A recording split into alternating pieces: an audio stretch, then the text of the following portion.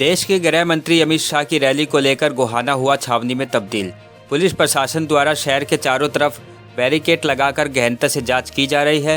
हालांकि इस दौरान एम्बुलेंस और राहगीर जाम में फंसने से परेशान दिखाई दिए। हम सोनीपत से। कहाँ पे रोक दिया था? उधर पीछे रोक दिया था, काफी आगे। अच्छा, पैदल आ रहे हैं वहाँ से? हाँ जी। कहाँ से आ रहे हैं? हाँ जी? बूढ़े आए थे। अच्छा, तो कहाँ उतार दिया?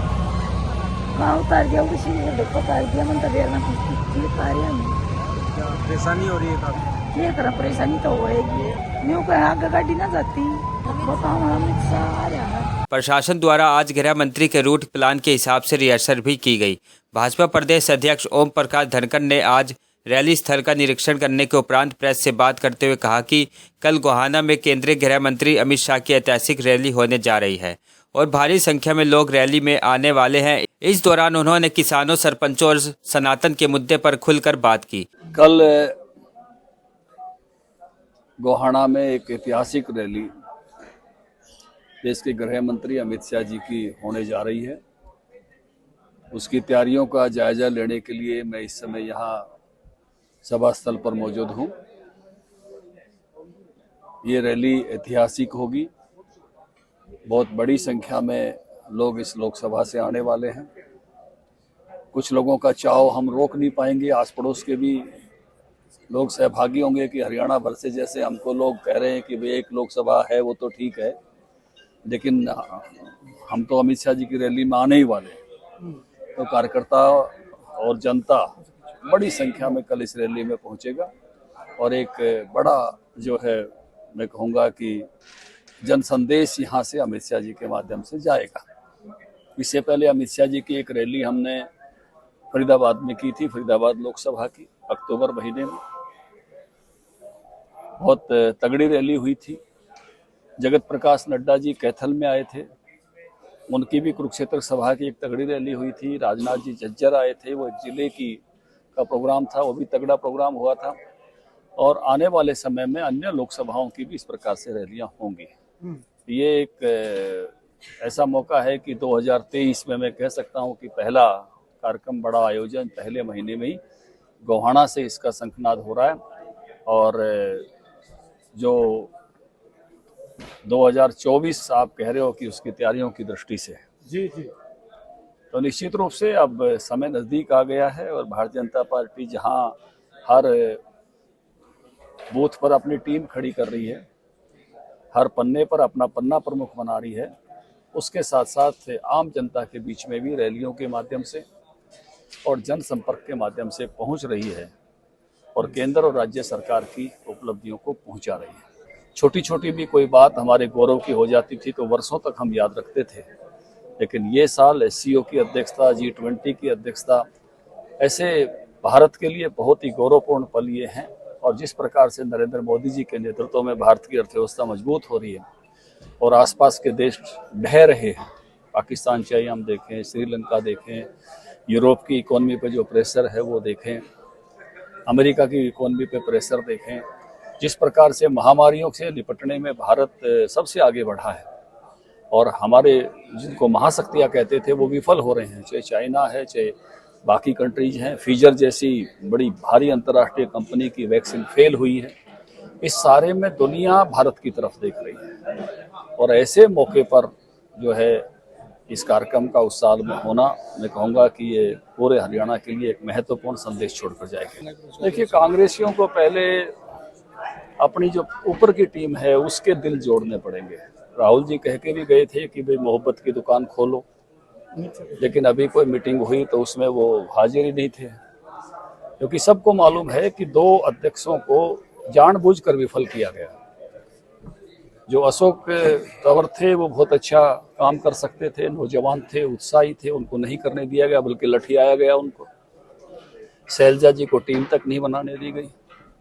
तो ये जिस प्रकार की राजनीति कांग्रेस में चली और उसके कारण से सुरजेवाला जी को जाके जयपुर से, राजस्थान से चुनाव लड़ना पड़ा। कुलदीप जी तो वहाँ बाय करके भारतीय जनता पार्टी का हिस्सा हो गए हैं। भव्य बसनोई अब हमारे युवा विधायक हैं। तो ये जो कांग्रेस में जो चला है ना अंदर, तो कांग्रेस को बहुत बाहर के कार्यक्रमों के नाम तो कुछ भी देते रहो, लेकिन कांग्रेस के घर में अंदर सब ठीक नहीं है और वो उधर से ही खराब किया गया है। आपको बता रहा हूँ कि बाकी राज्यों में किसानों की हालत अच्छी हो, ये करना चाहिए, और इसके लिए किसान संगठनों को थोड़ा राजस्थान पर भी, थोड़ा सा पंजाब पर भी, बाकी सब राज्यों पर भी ध्यान देना चाहिए। हरियाणा इसमें सर्वश्रेष्ठ कर रहा है, सबसे अच्छा कर रहा है और किसान उससे खुश है। अभी भी गन्ने के भाव भी सरकार ने 10 रुपये बढ़ाए हैं। सबसे अच्छा गन्ने का भाव वर्षों तक हमने मेंटेन किया है। ये पहली बार है कि पंजाब हमसे थोड़ा सा ऊपर है, और वो भी एक नई सरकार बनी थी। आगे देखते हैं कब तक जो है वो वहाँ पर ठहरते हैं, ये तो समय की बात है, क्योंकि हरियाणा हमेशा अपना बेस्ट देता रहा है खेती किसानी के बारे में। डॉक्यूमेंट्री पेश की है नरेंद्र मोदी को गुजरात में, किस तरह देखिए कि इस पर काफी ऐसा है कि सबको लग रहा है दुर्भावनापूर्ण है, सब इसको मानते हैं। देश के सर्वोच्च न्यायालय ने, देश की सभी संस्थाओं ने, उस समय के बैठे हुए SIT ने, सबने कहा कि इतना शानदार इनका व्यक्तित्व है, और इस प्रकार की जो सोच घड़ंत करके कैसे उस समय रखी गई थी, ये सर्वोच्च न्यायालय तक सब गया है, और वो लोगों को अब उस प्रकार की जो कार्रवाइयाँ भी जो है झेलनी पड़ेंगी, जिन्होंने इस प्रकार का ये खड़ा किया था, नैरेटिव खड़ा किया था। और कुछ लोग इस प्रकार के नैरेटिव के हमेशा कहीं ना कहीं दबे छुपे समर्थक जगह जगह रहते हैं, क्योंकि हमने यहाँ फिल्म उसमें भी देखा, वो जो फिल्मोत्सव में भी एक व्यक्ति इसी बात पर दुखी था कि कश्मीर फाइल फिल्म पर।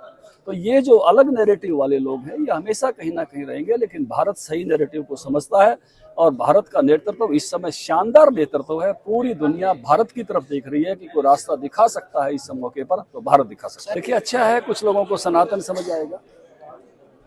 सनातन का मतलब है कि हजारों वर्षों से हमारे ऋषि मुनियों ने जो ज्ञान हुआ हमारे पूर्वजों को, उन्होंने उस ज्ञान को अपनी अगली पीढ़ियों तक लगातार पहुंचाया। जब कागज नहीं थे, जब प्रिंटिंग प्रेस नहीं थी, हजारों वर्षों तक याद कर करके पहुंचाया कि जो ज्ञान हमको मिला है हम अपनी पीढ़ियों को पहुंचाएं।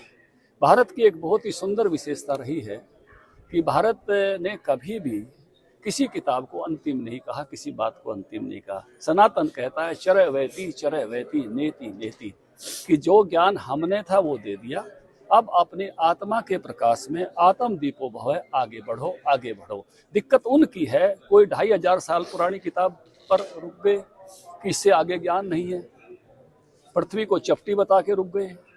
कोई 1500-1600 साल पहले रुक गए कि उस ज्ञान से बाहर नहीं जाना। भारत का ऋषि तो कहता है किसी भी रास्ते से आओ तो मेरे तक आते हो, किसी रास्ते की बंदिश नहीं लगाता, और किसी पुस्तक पर कहीं भी किसी भी ज्ञान पर रोकता नहीं है। यही सनातन है, आत्म दीपो भव, अपने ज्ञान में आगे बढ़ो। और ऐसे महान ग्रंथ इस धरती पर हैं। दुनिया में सारी किताबें राज लेने की लड़ाई पर लिखी गई हैं।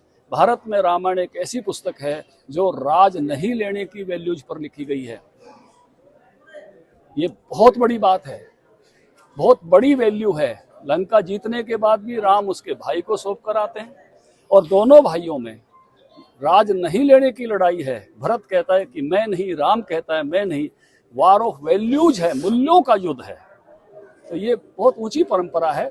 इस बहस के कारण अगर आम जन तक जाती है तो वो चरय वैति नेति नेति और आत्म दीपो भव के रास्ते पर आगे बढ़ेंगे, मुझे अच्छा लगेगा। इस दौरान वरिष्ठ भाजपा नेता राजकुमार शामड़ी ने भी जगत मान न्यूज से बात करते हुए गोहाना में गृह मंत्री की रैली होना सम्मान की बात है कही। उन्हें पूरी उम्मीद है कि माननीय गृह मंत्री इस क्षेत्र को बड़ी सौगात देंगे, इसलिए उनकी लोगों से उम्मीद है भारी संख्या में पहुंचकर अपने नेता की बात सुने। ये कहना चाहूँगा कि माननीय अमित शाह जी की रैली है कल, और वह हरियाणा में गोहाना में छोटे से शहर में यहाँ पहुँच रहे हैं। और मैं सभी जिलावासियों से, गोहाना वासियों से, बड़ौदा वासियों, सभी से निवेदन करूँगा भारी संख्या में जो है यहाँ पहुँचे, रैली को सुने। और जो है मैं उम्मीद करता हूँ कि वो इनको बहुत बड़ी सौगात जो है इस छोटे से शहर को देकर जाएंगे माननीय अमित शाह जी। गोहाना से तेजवीर सिंह की रिपोर्ट।